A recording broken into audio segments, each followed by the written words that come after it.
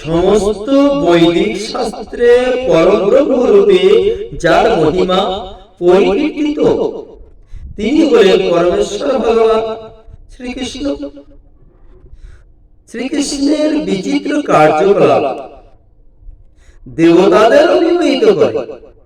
তাই স্বাভাবিকভাবেই মানুষের মনে একটি প্রশ্নই আসে, শ্রীকৃষ্ণ এই যে পরমেশ্বর ভগবান, শ্রীকৃষ্ণ পরমেশ্বর ভগবান, তবে তার প্রমাণ কি?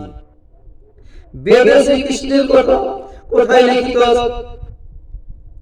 বস্তুত শ্রীকৃষ্ণের ভগবত্তা তার বিস্ময়কর কার্যকলাপের দ্বারাই প্রমাণিত হয়, যা বিস্তার আলোচনার বিষয়।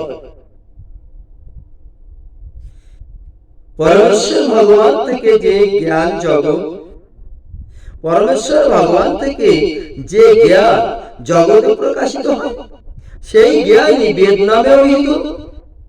বেদ শব্দের অর্থই জ্ঞান, বেদের পরমার্থই জ্ঞান, বিশেষ অর্থই জ্ঞান। এই জ্ঞান অসীম, তাই বৈদিক জ্ঞান কেবল ঋক, সাম, যজুঃ ও অথর্ব এই চারটি সংহিতা গ্রন্থের মধ্যে কখনোই সীমাবদ্ধ নয়। তা বরং সীমাবদ্ধ না থেকে তা বহু খণ্ডে, বহু গ্রন্থে, বহু শাখায় বিস্তৃত। যেমন ধরুন ব্রাহ্মণ সংহিতা, আরণ্যক, উপনিষদ, আরো আছে বেদান্ত, পুরাণ ও ইতিহাস প্রভৃতি। এর মধ্যে যে চারটি শ্রুতি শাস্ত্র, অর্থাৎ শ্রুতির উপর নির্ভর করে, এর মধ্যে যে চারটি শ্রুতি শাস্ত্র এবং অন্যান্য কিছু সূত্র সংহিতা সহ পুরাণ, ইতিহাস প্রভৃতি হলো স্মৃতি শাস্ত্র। শ্রুতি শাস্ত্র এবং স্মৃতি শাস্ত্র অনুসারে ইতিহাস, যেমন মহাভারত, রামায়ণ এবং পুরাণ সমূহকে বলা হয় পঞ্চম বেদ। যেমন অথর্ববেদ, ছান্দোগ্যবেদ ইত্যাদি। বেদের ভাষা দুর্বোধ্য হওয়ায় পঞ্চম বেদ, বেদের ভাষা দুর্বোধ্য হওয়ায় পঞ্চম বেদ তার মর্মার্থ বুঝতে আমাদেরকে সর্বক্ষেত্রে সহায়তা করে, যাতে আমরা বেদ বুঝতে পারি। যেহেতু ইতিহাস ও পুরাণে বিভিন্ন কল্পের ঘটনা, জীবনচরিত প্রভৃতির মধ্য দিয়ে পরতত্ত্বের মহিমা তুলে ধরা হয়েছে, আর শ্রুতিতে সে মহিমা প্রার্থনা, স্তুতি, উপদেশ প্রভৃতি রয়েছে। সুতরাং ভগবান শ্রীকৃষ্ণের কথা স্মৃতিতে যতটা বিস্তারিত থাকবে, শ্রুতিতে সেভাবে না থাকাই যুক্তিযুক্ত ও স্বাভাবিক। যেটা স্মৃতিতে আছে সেটা শ্রুতিতে থাকবে, যে এটা অস্বাভাবিক বা স্বাভাবিক। যেমন তাছাড়া ঠিক যেমন আমরা আমাদের যে অতীব প্রিয়জন তাকে পরোক্ষ নামে ডাকতে পছন্দ করি, তেমনি শ্রুতি অনুসারে ব্রহ্মজ্ঞ ও দেবতাগণ তাদের প্রিয় প্রভুকে পরোক্ষ নামে সম্বোধন এবং পরোক্ষ উক্তি করতে পছন্দ করে। পরোক্ষ প্রিয়াই বহি দেব। তাই বেদে ইন্দ্র, অগ্নি, বিষ্ণু প্রভৃতি নামে পরোক্ষভাবে পরব্রহ্ম শ্রীকৃষ্ণের মহিমা বর্ণিত হয়ে আছে। কি আছে? বেদে। তাই বেদে ইন্দ্র, অগ্নি, বিষ্ণু প্রভৃতি নামে পরোক্ষভাবে পরব্রহ্ম শ্রীকৃষ্ণের মহিমা বর্ণিত হয়েছে। আর একটি বিষয় উল্লেখ করা, সেটাই আবশ্যক। আরেকটি বিষয় উল্লেখ করা আবশ্যক, সেটা হচ্ছে শিল্প, দর্শন, সমাজ ব্যবস্থা, বিজ্ঞান প্রভৃতি ক্ষেত্রে যেমন নানা মুনি নানা মত, তেমনি সম্প্রদায় ভেদে নিজ নিজ দর্শন ও উদ্দেশ্য অনুসারে বেদের বিভিন্ন অনুবাদ ও ভাষ্য রয়েছে। আবার কিছু কিছু সম্প্রদায় এনে পদার্থপূর্ণ মন গড়া ভাষ্য আজকাল পাওয়া যায়। কি বলছি? কিছু কিছু তেমনি সম্প্রদায়, আবার কিছু কিছু সম্প্রদায় এনে পদার্থপূর্ণ মন গড়া ভাষ্য আজকাল পাওয়া যায়। যেমন বেদের পরব্রহ্মের সাকারত স্পষ্ট, তবু নির্বিশেষবাদী মায়াবাদীরা পার্থক্য কঠিন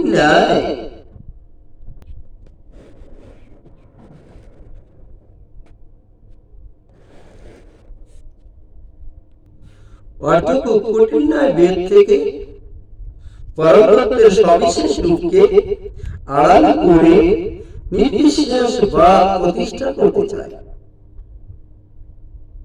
যেমন ভারতবর্ষের মহান আচার্য শ্রী শঙ্করাচার্য জীবনের এক পর্যায়ে এসে দেবকী পুত্র শ্রীকৃষ্ণের আরাধনা করার উপদেশ দিলেও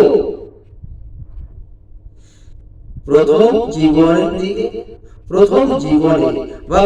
দিকে তিনি মায়াবাদী ভাষ্য প্রচার করেন, যা দ্বারা মানুষ কখনো পরতত্ত্বকে যথার্থরূপে জানতে পারবে না। তাই শঙ্করাচার্যের মায়াবাদী ভাষ্য গ্রহণযোগ্য কখনোই নয়। বেদের ভাষায় এমন সমৃদ্ধ যে এর বহুবিধ অর্থ করা যায়। তাছাড়া তর্ক দ্বারাও বেদের পরম তত্ত্বকে জানা যায় না, তর্ক প্রতিষ্ঠা না তো। তাই আমরা বেদের সেসব অর্থই গ্রহণ করব যেসব অর্থ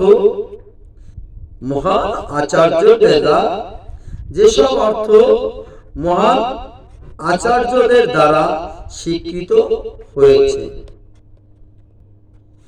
তাহলে বেদে কোথায় শ্রীকৃষ্ণ? বৈদিক শাস্ত্র অনুসারে চিৎ জগতের সর্বোচ্চ আলয় গোলক। বৈদিক শাস্ত্র অনুসারে চিৎ জগতের সর্বোচ্চ আলয় সেটা হচ্ছে গোলক। পরমেশ্বর ভগবান শ্রীকৃষ্ণ স্বয়ং রূপে সেই গোলকেই বিদ্যমান। আর বৈকুণ্ঠে তিনি বিষ্ণু রূপে ঐশ্বর্য ভবময়, যিনি ভগবান শ্রীকৃষ্ণ গোলক ধামে পরমেশ্বর ভগবান শ্রীকৃষ্ণ স্বয়ং রূপে নিত্য বিদ্যমান। বৈকুণ্ঠে আবার তিনি ঐশ্বর্য ভাবময়, কিন্তু গোলকে তিনি মাধুর্য ভাবে বংশীবাদন গোলক রূপে গোচারণ করে গোপ জাতিকে রক্ষা করে এবং গোপ সখাদের সঙ্গে ক্রীড়াদি করে তাদের আনন্দ দান করে। কোথায়? গোলকে। গোলকে ভগবান শ্রীকৃষ্ণ গোবেশে গোজাতিদের সঙ্গে খেলা করে এবং গোজাতিকে গোসম্পদ রক্ষা করে। তার অন্তরঙ্গা লাদিনী শক্তির রূপা।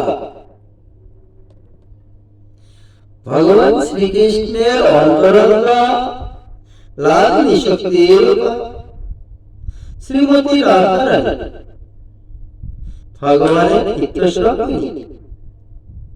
তাই বেদমন্ত্রে কখনো কখনো ভগবানকে গোপতি, কখনো গোপা, কখনো বা রাধাপতি, কখনো বলেছে গোপ বড়গিরা, কখনো বলা হয়েছে যুবসখা, কখনো গোসখা প্রভৃতি বলে ভগবান শ্রীকৃষ্ণকে সম্বোধন করা হয়েছে। কিভাবে? স্ত্রোটং রাধানাং পদে গির্বগোপীরজস্বতে বিভূতিরন্তু সুনিতা সুনিতা এর অনুবাদ করলেন, হে রাধাপতি, তোমার মহিমা ও বিভূতি বাচক এই স্তোত্রগুলো সবই সত্য ও প্রিয়, অথবা তোমার স্তুতিকারী যেন সত্য রূপা প্রিয় ও সমৃদ্ধ আনন্দ লাভ করে।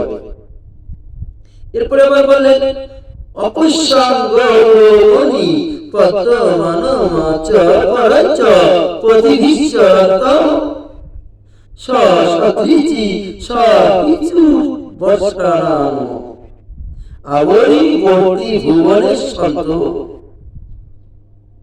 দেখিলাম এক গোপাল, তাহারা কখনো পতন নাই, কখনো নিকটে কখনো দূরে নানা পথে ভ্রমণ করিতেছে। তিনি কখনো বহুবিধ বস্ত্রাবৃত, কখনো বা পৃথক পৃথক বস্ত্রাচ্ছাদিত। এই রূপে তিনি বিশ্ব সংসারে পুনঃ পুনঃ যাতায়াত করিতেছে।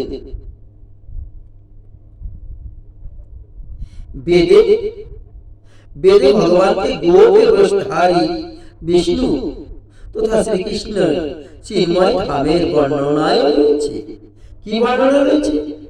প্রবিষ্ণবে সুষমেতু মন্ন গিরিখিত উরুগায়ায় বিষ্ণে যতদস্য প্রিয়মতি পথ অসাঙ্গর যত্র দেবয়ব মদন্তি উগ্রবস্য স্বজীবন্ধুরিক্ষা বিষ্ণু পদে পরমে মত্থ উচ্চ।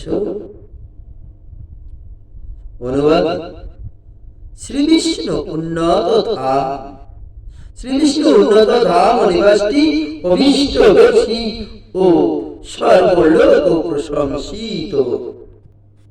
দেবাকাঙ্ক্ষী মনুষ্যগণ যে প্রিয় পদ প্রাপ্ত হয়ে পরম আনন্দ লাভ করে, আমি সে পদ যেন প্রাপ্ত হই। উরু বিক্রমে বিষ্ণুর পরম পদে মধুর উৎস আছে, আর তিনি বন্ধু, তিনি প্রকৃত বন্ধু। পূর্বে বলা হয়েছে পরমেশ্বর ভগবান বিষ্ণু রূপে ঐশ্বর্য ভাবময়, কেবল শান্ত দাস্য কিঞ্চিৎ সখা ভাবে তার সেবা, কেবল শান্ত দাস্য ও কিঞ্চিৎ সখ্য ভাবে তার সেবা করা যায়। এবং কৃষ্ণ রূপে মধুর ভাব পূর্ণ। তাহলে কি হলো? শান্ত দাস্য সখ্য, শান্ত দাস্য সখ্য বাৎসল্য ও মধু, এই পাঁচটি রসে বা পাঁচটি ভাবে কৃষ্ণের সেবা করা যায়।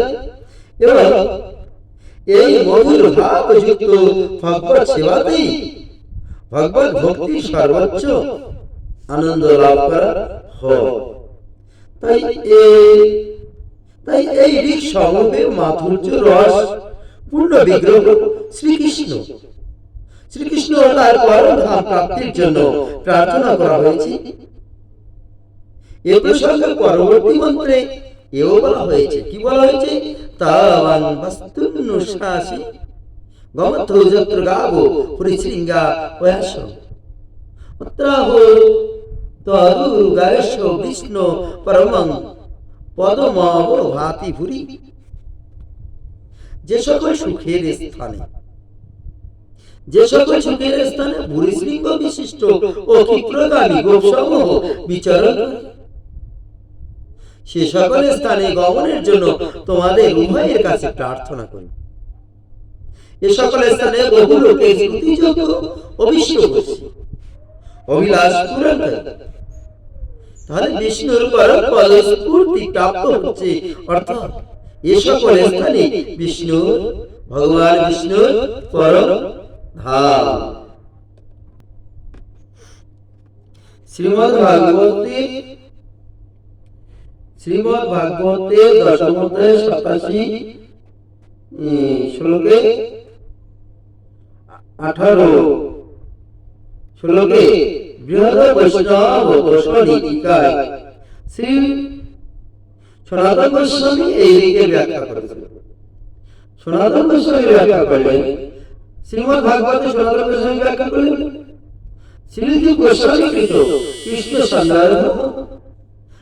সন্ন্যাস অনুষ্ঠানে